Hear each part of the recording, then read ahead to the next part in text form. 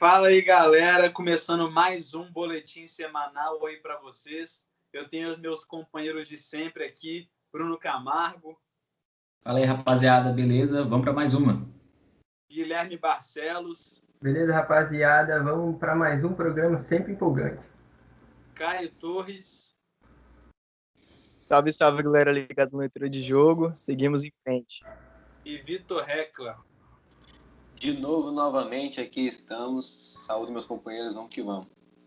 É isso aí, a gente começa o nosso programa, então, como sempre, com as informações de Bruno Camargo. Fala aí, Bruno.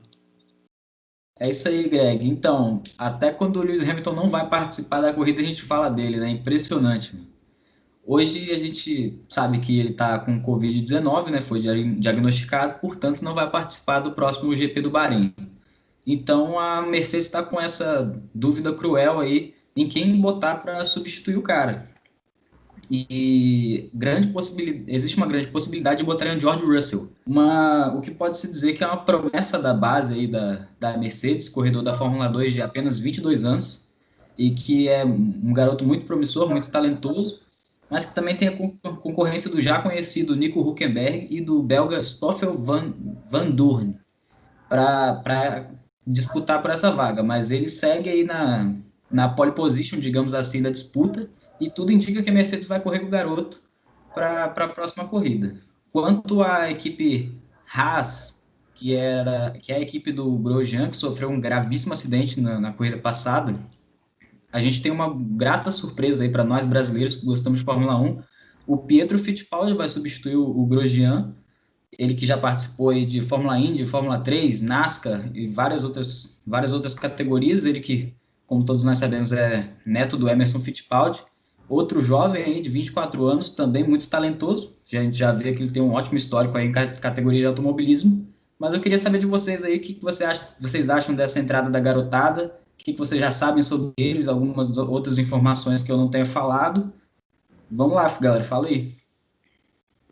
Bruno, o que vai ser legal é que vai ser legal para a gente ver se o Hamilton mesmo é o cara da Fórmula 1, né? Que geralmente a gente comenta aqui que geralmente ele começa a corrida e já dispara na frente, ninguém pega mais, ele é incansável, né? E aí a gente vai ficar sabendo se é mesmo o carro ou se é realmente o piloto. Porque sem ele na pista, né, o próximo piloto que a Mercedes tem para substituí-lo, como você citou, vamos ver se ele vai se dar bem com esse carro potente da Mercedes, né?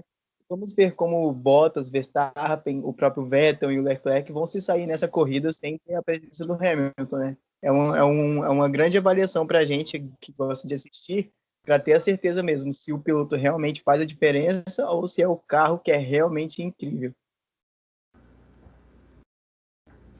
O Grosjean teve um acidente terrível, né, na última corrida. Ele que se diz que viu a morte aí, né, de perto. Ele comentou em uma entrevista que foi segundos ali que pareciam para ele uma infinidade, né? E tem a jovem estreia aí do Pietro, né, o neto aí da geração Fittipaldi. Acredito que ele não queria estar participando da Fórmula 1 por este motivo, né? Mas já que surgiu a oportunidade, é hora dele abraçar. E essa corrida que marca o retorno do Brasil na Fórmula 1, né? Visto que a gente perdeu grandes nomes aí do automobilismo nos últimos anos. E quanto ao Hamilton, infelizmente aí de Covid, só assim para parar o homem, né? Para ele não ganhar um GP. E como eu estou a respeito dos outros pilotos, né? Que tem a oportunidade de se destacarem, já que o nome da Fórmula 1 hoje não estará presente, né? A chance aí, até para os mais jovens, né? O Stroll, né? O Gasly, né? Os pilotos, né? Que participaram ativamente dessa Fórmula 1 não tiveram tantos ótimos desempenhos falando de conquistas, né? Mas a gente sabe que são grandes nomes da Fórmula 1 que prometem muito, principalmente para as próximas temporadas. E como o Vitor disse, né, foi uma corrida bem atípica, né, um pouco até, assim, vamos dizer assim, apreensiva, né, para o público que gosta de Fórmula 1. Logo no início, o Grosjean teve esse acidente muito perigoso. Graças a Deus aí não aconteceu nada, né, só teve fraturas e queimaduras na mão. uma entrevista dele agradecendo, né, depois nas redes sociais, ele até elogiou muito o halo, né, que é aquele acessório, vamos dizer assim, como se fosse em cima da cápsula, né, onde fica o piloto, e ele disse que não gostava muito, mas ele disse que um dos motivos para ele estar vivo foi justamente o halo, que ajudou na hora dele sair rapidamente do carro. E então, assim, a gente fica feliz, né, por alterações que mudam, né, e ajuda também a Fórmula 1. E no ponto de vista aí dessas mudanças, né, para o próximo GP aí, ponto positivo também para o Brasil, né, que querendo ou não vai voltar a ter um piloto brasileiro na Fórmula 1, e a gente sabe como o público brasileiro é apaixonado por Fórmula 1, e ainda mais se tratando, né, de um Pietro Fittipaldi, né, que é um parente aí do grande Fittipaldi, campeão nos anos 70 da Fórmula 1, então é muito legal. E no ponto de vista do Hamilton, eu estava até brincando em off com vocês lá no grupo, vai ser a oportunidade de alguém que não seja o Hamilton vencer essa vamos dizer, talvez, né, próximas duas corridas aí, se ele não participar de fato das duas. Então, pode ser interessante. Aí tem o Bottas, o próprio Verstappen brigando. Vamos ver também como o substituto dele aí, que tem tudo para ser o Russell, como ele se comporta, né, num carro dominante, que é o carro do Hamilton aí da Mercedes. Mas, do ponto de vista, assim, das mudanças, é legal aí para dar uma movimentada nesse final de campeonato. É isso aí, então, pessoal. A leitura que a galera fez a respeito da Fórmula 1 aí, Hamilton com Covid, e nova geração do Fittipaldi chegando em peso aí. A gente torce para que ele tenha sucesso nessa caminhada que ele está iniciando aí na Fórmula 1. A gente vai seguir o nosso boletim, então, passando a bola para Guilherme Barcelos, que vai falar de LBF, né, Guilherme? Explica para a gente aí. Isso, Greg, vamos lá, né? Saiu ontem, né, melhor dizendo aí, uma notícia, né, que já é os preparativos da nova liga aí, né? Da nova não, né? Da volta da liga de basquete feminino, né, que tem tudo para se iniciar aí no próximo ano, 2021. Lembrando que na última temporada, né, que foi a 2020, a gente não teve, o campeonato foi paralisado e cancelado devido à pandemia, e agora os times aí estão se organizando. Teve uma reunião ontem importante, né? Uma conferência entre a liga, né, e os dirigentes das diferentes equipes aí, debateram um planejamento já visando um novo cronograma, né, que tem ainda coisas a ser modificado, não está definido. Vale lembrar que essa temporada aí agora deve se iniciar, né, pelo que foi debatido nessa reunião, no dia 8 de março, que é justamente o Dia Internacional da Mulher, e deve se encerrar, né, o campeonato. As finais seriam em fevereiro. Deixa eu ver, só confirmando. É isso, fevereiro. Então, a notícia é essa. É uma notícia positiva até, né? Porque a gente sabe que o basquetebol feminino é importante também aqui no ponto de vista do Brasil. Eu queria saber de vocês, o que vocês acham aí dessa volta? Lembrando também, o basquete, né? O NBB, o masculino já voltou, tá aí a todo vapor. Então agora tem o feminino que também promete voltar. É justamente isso que eu ia falar, né, Guilherme? A NBB voltou aí, nada mais justo também que a LBF, que é a Liga de Basquete Feminino, voltar também, justamente nesse dia tão marcante aí, tão importante, né, Dia Internacional da Mulher. Muito bacana que se inicie nesse dia, que sejam feitas homenagens e tudo mais. E assim, a gente sempre pontua aqui, é muito importante levar esse pelo momento que estamos vivendo, né? A questão dos protocolos, a gente sempre fala aqui da importância disso, de ser seguido à risca. Então, tomara que também dê tudo certo aí, né? Quanto a essa questão de protocolo de higiene, da saúde aí, a segurança das atletas e também da comissão, dos próprios árbitros que estarão presentes lá. Então, a gente torce para que esse retorno seja muito positivo e que não ocorra casos... a gente sabe que os atletas ficam à mercê disso, né? Todo mundo que está em volta fica à mercê disso, mas a gente torce para que, caso venha ocorrer, que seja em menor número, né? Como a gente vê aí no futebol brasileiro, uma bagunça danada. Sim, Greg. E assim, não está definido, né, como é que vai ser esse formato, se vai ser com o NBB, né, que adotou sedes aí. A princípio deve ser assim também, né, mas ainda não está definido. E vale lembrar também que para essa temporada a gente vai ter uma alteração positiva, né, que será o acréscimo de mais equipes na liga, né. Na última temporada que houve, que foi 2019, na qual o Sampaio Basquete foi o campeão, a gente teve 9 times e nessa agora promete ter pelo menos 18 a 19 equipes, então assim, é um acréscimo legal que proporciona, né, mais times aí de outros estados participarem, então é muito legal também isso. E a outra notícia que eu trouxe para falar é sobre o basquetebol masculino, né, o basquetebol também brasileiro, que a equipe, né, comandada pelo Petrovic, venceu aí 2 jogos seguidos pela eliminatórias da Copa América de 2022.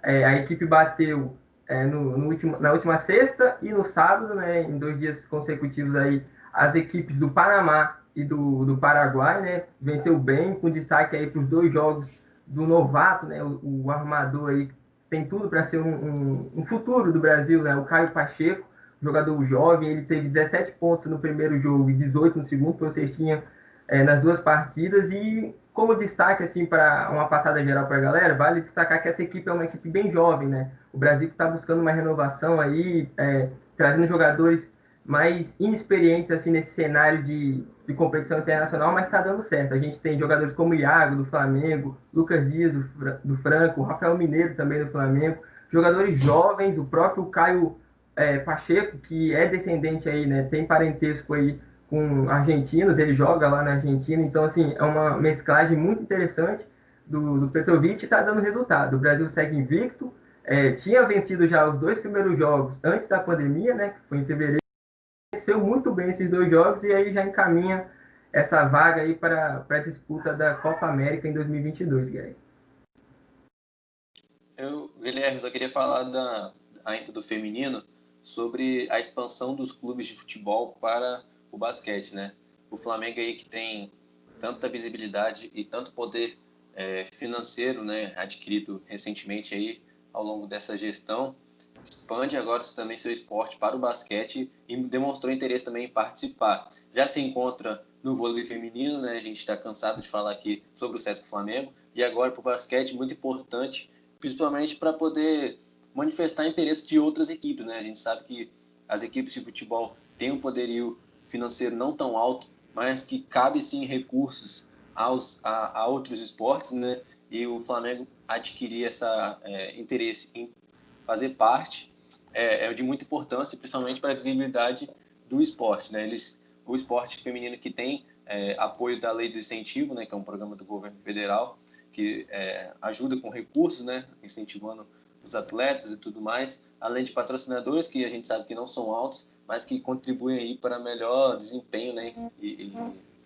E acarreta aí num bom campeonato entre as equipes, né? Muito interessante essa questão, esse salto gigantesco de 8 para 19, né, que demonstraram interesse. Lógico que eu acredito que eu espero que sim, né? Espero que as 19 confirmem presença, mas caso não aconteça, né, é muito gratificante pelo menos ver que estão tentando de alguma forma mudar o cenário do esporte, principalmente no âmbito feminino aí no nosso país. Sim, Vitor, como você disse, o Flamengo aí, né, que é uma equipe que já está bastante aí em várias competições, várias modalidades. Chegando aí, eu vi realmente que tem um interesse do Flamengo, do time, montar, né, uma equipe. Então vamos ver o que acontece, mas é muito legal mesmo. A gente torce para um bom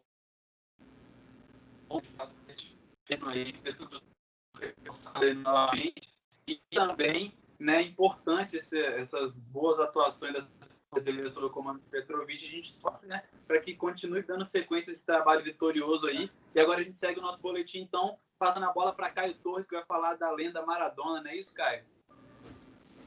Exatamente, Greg. Infelizmente, né, a lenda, como você disse, nos deixou no último dia 25 de novembro, né, esse ano de 2020, que tem sido difícil para todos nós.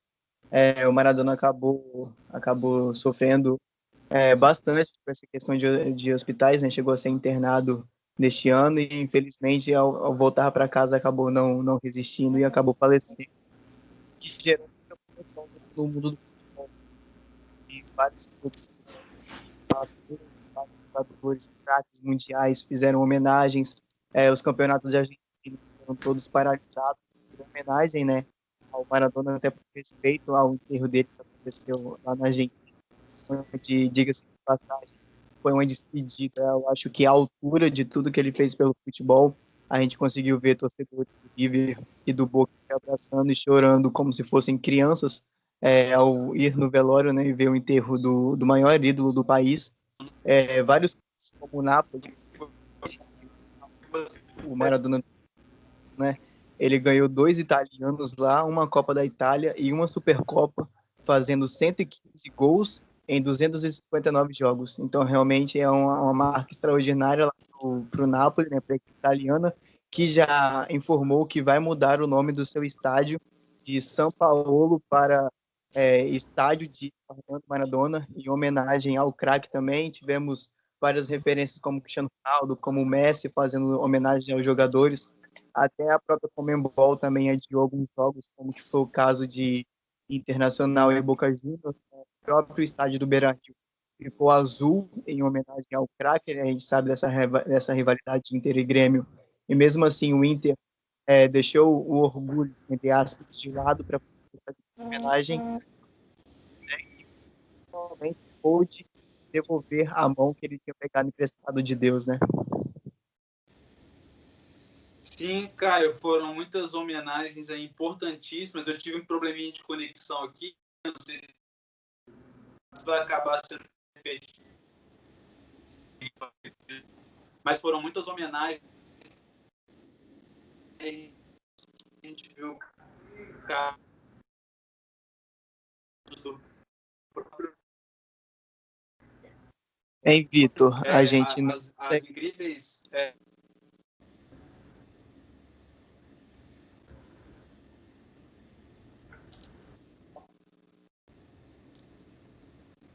Vamos dar sequência. Se alguém tiver aí mais alguma coisa para falar, depois o Greg completa a frase dele. Tivemos alguns probleminhas técnicos aí com o Greg, mas vou falar aqui, Caio, sobre essa relação. Não, Greg, tá ruim. Tá travando muito. Vou dar sequência aqui, Caio. Falar um pouco de Maradona e Napoli, né? Que o Napoli, que era um time inexpressivo na Itália, além de uma rivalidade histórica e política muito forte. Então, Maradona virou um ídolo lá em Napoli e fez até que na Copa de 90 os italianos torcessem para a Argentina, né? Após um espetáculo de atuações que ele deu, principalmente na Copa de 86 e 90, né? Do seu auge de carreira.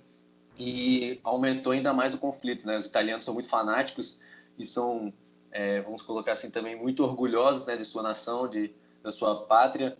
Então foi um pecado, assim, principalmente para os italianos que passaram a odiar Maradona só por isso, né? Por fazer de Nápoles uma capital da Argentina na Itália, né? Então, muito interessante, principalmente na Argentina, o fanatismo, né, pelo Maradona, né, essa idolatria. Parece até que ele foi um líder, né, que revolucionou o país, que libertou o país dos males e tudo mais. Mas muito importante. É uma pena que a carreira dele não tenha sido brilhante também fora de campo, né? A gente sabe dos problemas que ele teve com drogas, né? Isso acabou facilitando e acelerando o seu processo, né, de falecimento. Mas toda a reverência, todo o respeito aí ao Diego Armando Maradona, né? Ícone, e eu, por mim, só está abaixo do Pelé aí como um dos maiores de todos os tempos. Pois é, eu só gostaria de reforçar a idolatria que o Maradona, que as pessoas tinham sobre o Maradona, né? A gente vê aí na Argentina torcedores de Newell's Old Boys, Boca Juniors, River Plate, todos juntos se abraçando, sofrendo a morte de um ídolo, de um ícone de um país, né? Ele era realmente uma figura excêntrica, teve seus problemas sim, com drogas, teve seus erros, como todos nós. Não digo com drogas, mas especificamente, mas todo mundo já cometeu seus erros. E acho que, como muitos já falaram, ele foi gente como a gente, né? Ele foi uma figura excêntrica, divertida, brincava sempre. A gente vê vídeos dele dançando, agindo com bom humor, às vezes fazendo gestos meio obscenos, como a gente já viu na Copa de 2018, com ele torcendo pela seleção argentina. E realmente é uma pena que ele tenha falecido relativamente cedo, 60 anos ainda é uma idade que eu considero cedo para falecer, mas fica a história de um grande atleta, de uma grande pessoa, ainda que imperfeita, mas que revolucionou o modo de jogar com seu estilo passional, que é típico dos argentinos, né? Mas que também conquistou o mundo inteiro. Realmente vai fazer muita falta e é uma das figuras que não vai ter outro igual no futebol. Vocês conseguem me ouvir? Sim. Só ia voltar a respeito da importância mesmo do Maradona, pegando esse pedacinho que eu disse, que o Messi fez, a semelhança com o gol que o Maradona fez nos Old Boys. Então teve toda essa homenagem muito do Messi, várias fotos aí muito bonitas, inclusive do Messi ali com a camisa dos Old Boys, que é um clube de homenagens feito pelos atletas do Napoli também, tudo muito bacana. Inclusive o Insigne aí fez uma grande homenagem também quando marcou um gol diante da... Mas então é isso, pessoal, muito bacana mesmo, e que Maradona esteja aí em paz, e sua família também, né, que esteja aí em paz. Agora a gente dá sequência então ao nosso boletim, passando a bola para Vitor Reca. Fala aí, Vitor. Fala, Greg. Eu vou falar agora sobre o resultado final aí da primeira fase dessa Série D. Infelizmente, apenas um clube capixaba se classificou para a próxima fase, né, o Real Noroeste, ainda que sim, ali na beirinha, foi pau a pau ali com o Águia Negra, né, as duas equipes terminaram com 19 pontos, foram 5 vitórias para cada, números iguais, né, 5 vitórias, 4 empates e 5 derrotas, né, mas aí os gols que a equipe do Real Noroeste sofreu foram menores do que a equipe mato-grossense, então favoreceu a equipe capixaba para classificar. E o Vitória, né, que foi a decepção do campeonato, a gente tinha uma grande expectativa para o clube nesta Série D, né, visto aí a ótima campanha, o 100% de aproveitamento no Capixabão, a passagem de fase pela Copa do Brasil, né, onde eliminou o CSA e depois fez um ótimo jogo contra o Figueirense, mas acabou sendo eliminado, né? E a equipe da capital terminou na 6ª posição do grupo com 16 pontos. Ainda assim que o Vitória oscilou bastante no início da competição, ainda tinha chance, né? Porque ficou somente 3 pontos atrás do 4º classificado, que foi o Real Noroeste. Então, caso aí algumas derrotas que pesaram, principalmente jogando em casa, né? Por Vitória, pesaram bastante no final das contas e tiraram a classificação do clube, que volta suas atenções agora para o Capixabão. Na próxima fase, o Real Noroeste vai enfrentar um velho conhecido dos capixabas, né? O Brasiliense, que mais uma vez está no caminho dos capixabas. Ano passado esteve no caminho do Vitória 2 vezes, uma pela Copa Verde e a outra pela Série D, né? Naquela oportunidade, o Vitória alcançou a classificação na Série D, acabou sendo derrotado na Copa Verde, mas é uma chance aí para o Real Noroeste vingar, né, o Vitória e se classificar para avançar de fase na Série D, e quem sabe aí a gente fala tanto dessa sonhada vaga para a Série C, está se tornando cada vez mais possível, né? O primeiro jogo acontece nesse domingo, em Águia Branca, às 15 horas, e o segundo jogo lá na Boca do Jacaré, em Brasília, no próximo sábado, dia 12, às 4 horas da tarde. Visto essa classificação no Real Noroeste, eu queria saber de vocês qual a expectativa do clube para essa próxima fase, né? Competição que agora muda todo o cenário, né? A competição agora é mata-mata. Eu queria saber de vocês a expectativa do clube para o restante desta Série D. Então, Recla, a expectativa é extraordinária, né? Agora é tudo nada para o Real Noroeste. Eles que fizeram uma campanha razoável nessa fase de grupos da Série D, né? Conseguiram o objetivo que era a classificação, independente se foi em primeiro, segundo, terceiro ou quarto. Era importante passar, coisa que o Vitória acabou não conseguindo fazer, né? Que eles acabaram se perdendo depois dessa volta do futebol devido à pandemia do coronavírus, né? Eles que, como você citou muito bem, vieram muito bem nessa primeira fase do Capixabão. Nós aqui do Leitura de Jogo conseguimos acompanhar de perto todo esse crescimento que o Vitória teve, principalmente nesse ano de 2020, né, regulamentando as dívidas, conseguindo quitar todas, e mesmo assim, depois dessa volta do futebol, não conseguiu exercer um bom estilo de jogo e acabou pecando muito em jogos decisivos dentro de casa, e até agora no Capixabão, né, nesse retorno das quartas de finais, não foi muito bem, não apresentou aquele futebol da primeira fase. Já para o Real Noroeste, agora é a nossa torcida, né? Que ele mantenha o bom futebol que vem mostrando, que mesmo perdendo, a gente conseguiu ver que as derrotas geralmente eram de 3-2, 2-1, aquele jogo meio pegado, onde eles não desistiam, e que continue assim em busca da classificação inédita, né? E também está a respeito da classificação do Vitória, né? O que muita gente, aliás, muitos dos capixabas esperavam, né? Pela campanha que vinha apresentando anteriormente, né? Antes da pandemia. Então, assim, ninguém esperava essa queda do futebol do Vitória, porque foi uma coisa muito expressiva negativamente, né? E então foi ruim, foi muito ruim para a equipe, falando inclusive da questão da diretoria, de orçamento da equipe, pelo fato deles terem depositado muita confiança, né, no clube para poder avançar nessa competição tão importante que é para os clubes capixabas. Tratando do Real Noroeste, importantíssimo demais, já se esperava isso da equipe, né? E então, assim, e detalhe que vai ser muito importante também, de confronto aí, né, Vitória e Brasiliense, é importante também que analise pelo fato de ser um clube mais próximo, que então já ter mais conhecimento do que é o Vitória para poder comparar a sua equipe e ver o que o Brasiliense apresenta. Então vai ser muito interessante essa análise aí por trás da partida, né? Então a gente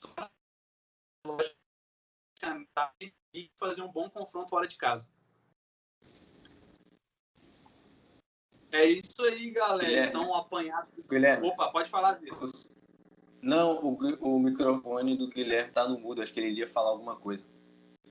Ah, tá. Desculpa, agora que eu vi aqui.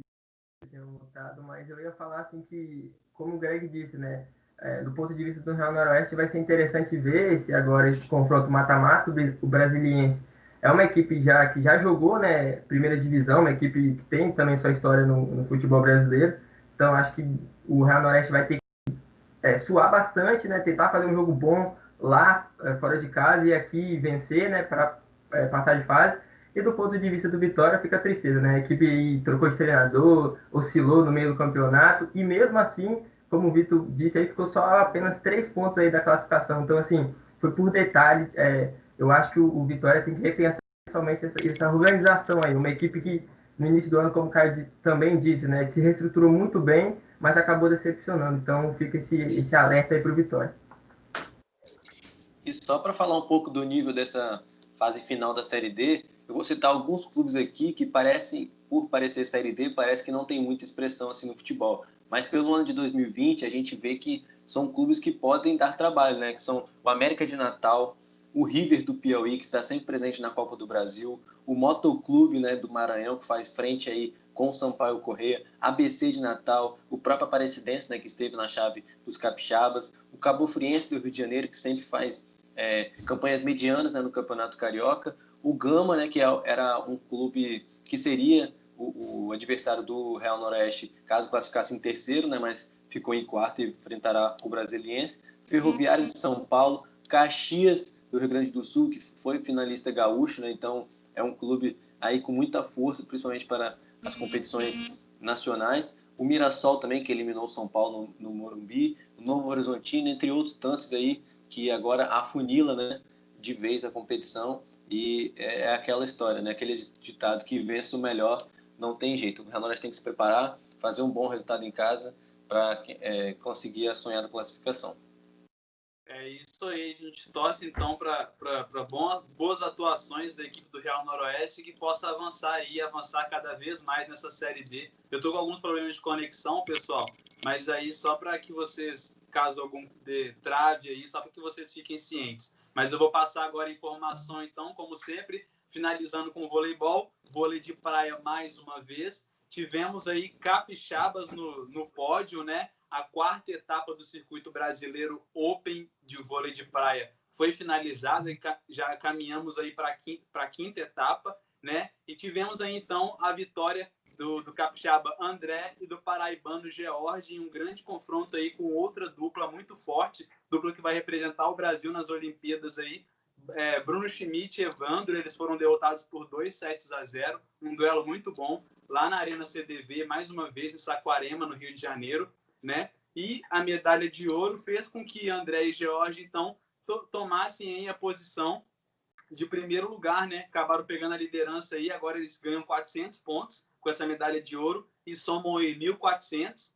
Na segunda posição nós temos aí Alisson e Álvaro Filho, eles que inclusive ficaram com a medalha de bronze após vencer Renato e Elson por 2-0, mas dois jovens aí fizeram uma grande partida diante de Alisson e Álvaro Filho, jogaram muito bem mesmo, eu pude acompanhar esses confrontos, então muito bacana de fato. E aí na terceira posição, então, só para passar a pontuação, né? Como eu disse, Alisson e Álvaro estão em segundos, na segunda posição, com 1.360 pontos. E aí, fechando o ranking, então, nós temos justamente Evandro e Bruno Schmidt, que fecham aí com 1.260 pontos. E aí ficou essa classificação, Alisson e Álvaro Filho com a medalha de bronze e André e George com a medalha de ouro e Bruno Schmidt, logicamente, e Evandro com a medalha de prata. Vale ressaltar aqui também e lembrar a todos vocês, né, que a quinta etapa está chegando, então, como eu disse, o torneio feminino vai se iniciar aí, vai acontecer essa semana, entre os dias 3 e 6 de dezembro, mais partidas aí para a gente poder ficar ligado. Muito interessante esse revezamento de duplas, né, entre as primeiras colocações do circuito, né, e agora também as primeiras colocações no ranqueamento geral da temporada. E o Alisson, que é um capixaba que ficou em terceiro, né, ele ressaltou a questão dos atletas não estarem num dia bom, né, como foi a vez dele, né. Então, nem sempre você está inspirado, mas o que importa, ele disse que é o trabalho e preparação, né. São duplas aí campeões olímpicas e a gente vê o peso e a força desse voleibol de praia masculino, né, nesse naipe aí tão competitivo, né, que reveza muitas duplas nos potes. O Greg traz muito bem isso, e essa questão de superação de uma etapa para outra, né. O Alisson, eu falo do Alisson aqui porque eu vi uma entrevista dele, né, falando sobre essa etapa, né, da expectativa que tinham para que ele vencesse, mas ele disse que nem sempre estão no dia bom, mas o importante é se preparar, se continuar se preparando, treinando bastante, o que fez André e George, né, que trabalharam muito, treinaram bastante sem folga aí nos dias que precisavam de folga para conseguir essa pontuação. Então a gente espera aí mais competitividade para que a gente sempre ressalta falar para chegarem bem aí em Tóquio 2021, que é o mais importante. Exatamente, eu não sei se eu comentei no início aí da minha fala, que é a dupla atual campeã brasileira também do circuito brasileiro aí, né? André e George, então eles tomam um pódio dessa etapa, dessa nova temporada 2021, e a gente segue acompanhando aqui tanto o torneio pessoal, destacar aí o Renato e a Adelson nas bases aí, na categoria profissional aí, chegando forte. E é isso aí, então, galera.